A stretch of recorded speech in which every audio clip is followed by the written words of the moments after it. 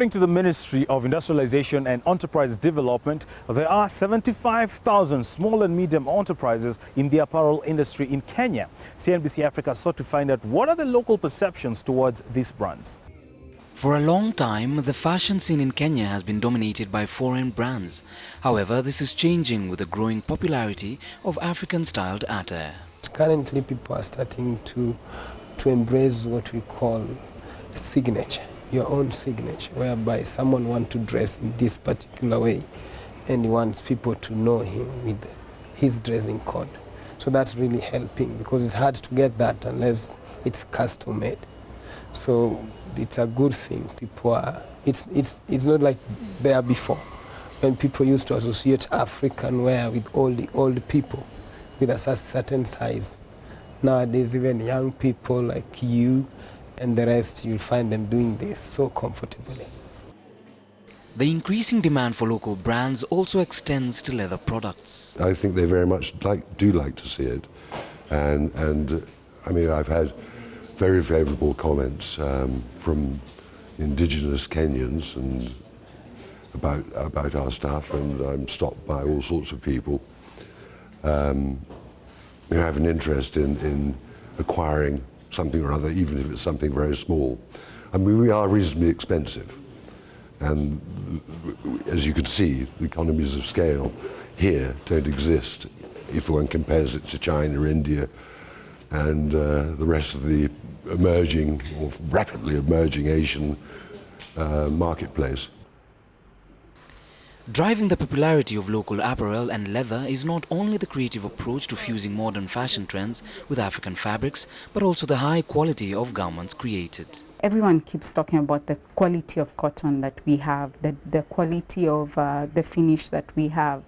They hadn't seen that. We've been in business 5 years, and in 5 years we still get appraisal. We get people praising our products, and people still buying our products, and people who've been following our work since we started still come back and buy products for their friends abroad or for themselves, or the latest design. There are people who don't want to be left behind with the new product that we are releasing because of consistency of our products. Despite a growing liking for Kenyan-made fashion products, local businesses in the sector face a shortage of textiles. According to the Ministry of Industrialisation, 80% of fabrics produced in Kenya are shipped to the US. There's the fleece fabric, which we are not really producing. As you may know, that cotton production in Kenya is obviously incomparable with the rest of the world. But so we have, as much as we'd like to have the products, as much as we'd like to buy products made in Kenya, they are not available here. So some of the products would have to come maybe from China or India. In Kenya, unfortunately, we don't have good companies to produce this. Even if you can only check Kanga, zile za Kenya, and the ones coming from Tanzania. The Tanzania one is much better than the Kenya. So that's the challenge we are having. I wish we can get all this here. It's expensive going out, getting a fabric, and at the same time coming back, being charged. If we can get them locally here, it's better. Businesses in the leather industry also face a similar challenge.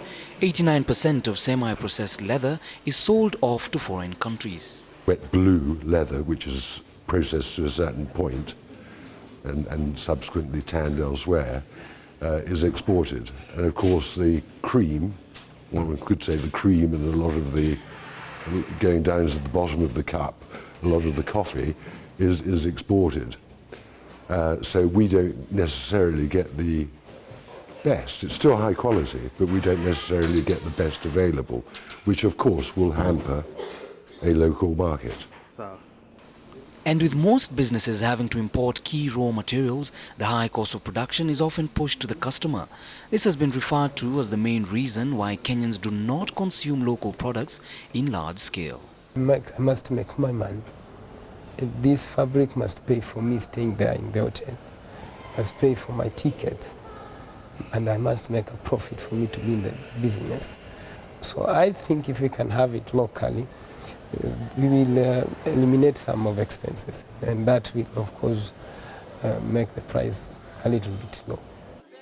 Local brands are also facing stiff competition from imported second-hand clothes that are sold at relatively cheap prices. It messes up with our market for sure. It would have been greater, if more people realize that we can also make our own clothing. There are so many tailors. If you go to Gikomba itself, you will find tailors there, and they're really good at their work. In Kibera, there are tailors there as well. But we see, like next to Kibera, there's Toy Market, and they are importing all this cheap clothing, and it's messing up our economy. Nevertheless, local designers feel steps can be taken to mitigate these problems. The first thing the government could do is they could support the manufacturers who are trying to produce locally made fabric. That would help us a lot, because us guys sourcing from out of the country, it gets very expensive, and our hands are tied. We really want to make products that say made in Kenya, and it's actually made in Kenya, because all the way from the cotton, the ginnery, all the way until when the fabric is made, and then us guys get the fabric, we cut it and produce the clothing. It would be nice if that was the process, if everything was done in Kenya. Industry players also feel that partnership with the government could help promote a greater appreciation for domestic fashion brands. I would love to see these big people start attending their official things in Africa.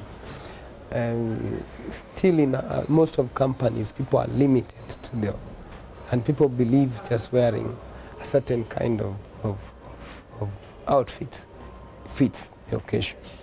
So I would love to see it more often. We don't wait until Friday. That's the only day we start wearing African on Saturday and mostly on Sundays. I would love to see it being common, people wearing African attire on a Monday, on a Tuesday.